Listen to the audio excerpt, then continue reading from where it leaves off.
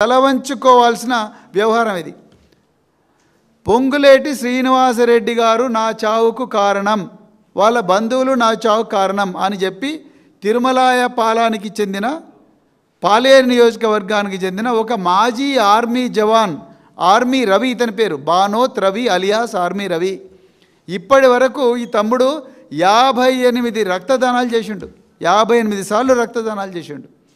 ఈయన మంత్రి పొంగులేటి గారు పాలేరు నియోజకవర్గంలో రకరకాల హామీలు ఇచ్చారు. ఈ హామీలు ఏవి నెరవేరలేదు అని చెప్పి సోషల్ మీడియాలో పోస్టులు పెడితే ఈయనను చంపడం కోసం 2 పోలీస్ ఆఫీసర్లను పురమాయించాడు.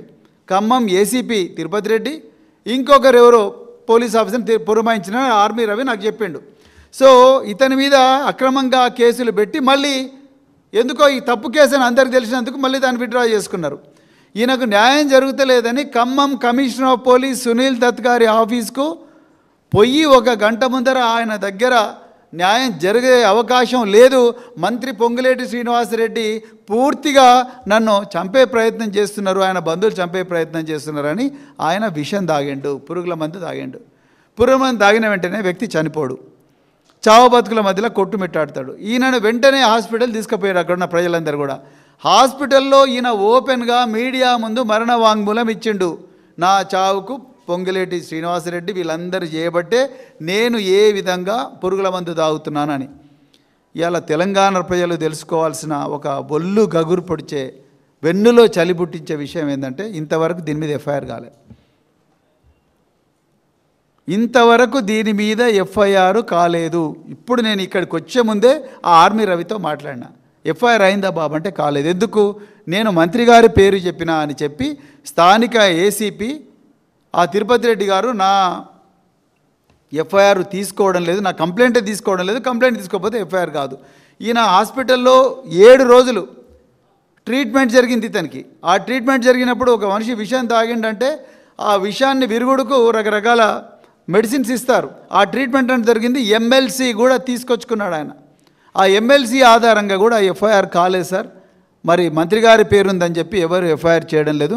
పోలీసు వాళ్ళు అంటున్నారు నాకు పైనుంచి ప్రెషర్ ఉంది అందుకొరకు నేనేం చేయలేను అంటున్నారు. ఆ పైనుంచి ప్రెషర్ ఏంటి అంటే ఈ మాఫియా అనేది ఎంత డీప్గా పోయిందో మీరు అర్థం చేసుకోండి. కేవలం కాంట్రాక్ట్ల కోసం, కమిషన్ల కోసం, కాంట్రాక్టర్లకు రిలీజ్ చేయాల్సిన బిల్లులో 12% వాటా, 20% వాటా ఏదైతుందో ఆ వాటాల కోసం మంత్రులందరూ కూడా బహిరంగ కొట్లాడుకుంటున్నారు. ఇక వీళ్ళు రాష్ట్రాన్ని రక్షిస్తారు. ఇలా అడ్లూరి లక్ష్మణ్ కుమార్ మంత్రి గారు, పొన్నం ప్రభాకర్ గారు వాళ్ళు కొట్లాడుకుంటున్నారు. అడ్లూరి లక్ష్మణ్ కుమారు, వివేకానంద్ వీళ్ళిద్దరు కొట్లాడుకుంటున్నారు. పొంగులేటి శ్రీనివాసరెడ్డి, వరంగల్లో ఉండే మంత్రి కొండా సురేఖ వాళ్ళు కొట్లాడుకుంటున్నారు. సీతక్క నియోజకవర్గంలో పొంగులేటికి ఏం పని అని సీతక్క మనుషులు అంటారు.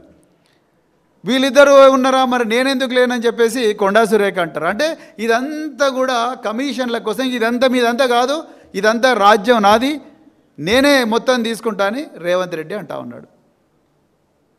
ఇలా రోహన్ రెడ్డి, ఇలా మీరు హైదరాబాదు, సైబరాబాదు, రాచకొండ కమిషనరేట్స్లో ఎవ్వరు కూడా భూమి ఓనరు సుఖంగా లేడు, ఎవ్వరు కూడా రియాల్టర్ సుఖంగా లేడు. ఎందుకంటే ఆర్ఆర్ ట్యాక్స్ అంటున్నారు. మరి ఈ ఆర్ఆర్ ట్యాక్స్ మీద ఇంటెలిజెన్స్లు నిఘా పెడతలేరా? ఈ ఆర్ఆర్ ట్యాక్స్ వెనకాల ఎవరున్నారు అనేది ఎవరు చూడడం లేదా? క్రీడా వాళ్ళని అడిగితే తెలుస్తుంది కదా. ఇవన్నీ ఏ గెస్ట్ హౌస్లలో ఈ పంచాయతీలు అడుగుతున్నాయి, ఎవరినైతే వాటి మీద నిఘా పెట్టవచ్చు కదా. తెలంగాణ భవన్ ముందర ఇంటెలిజెన్స్ పోలీసు వాళ్ళని పెట్టే బదులు అక్కడ పెట్టవచ్చు కదా.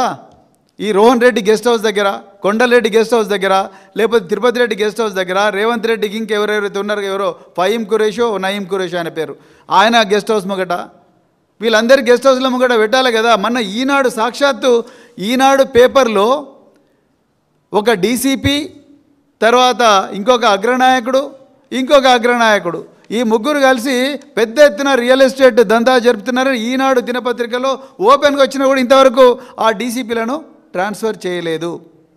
ఇప్పుడు వాళ్ళకే చెప్పి మీరు మమ్మల్ని జూబ్లీహిల్స్ ఎలక్షన్లో గెలిపించండి అంటున్నారు. ఇంత దారుణం జరుగుతూ ఉన్నది గవర్నమెంట్లో.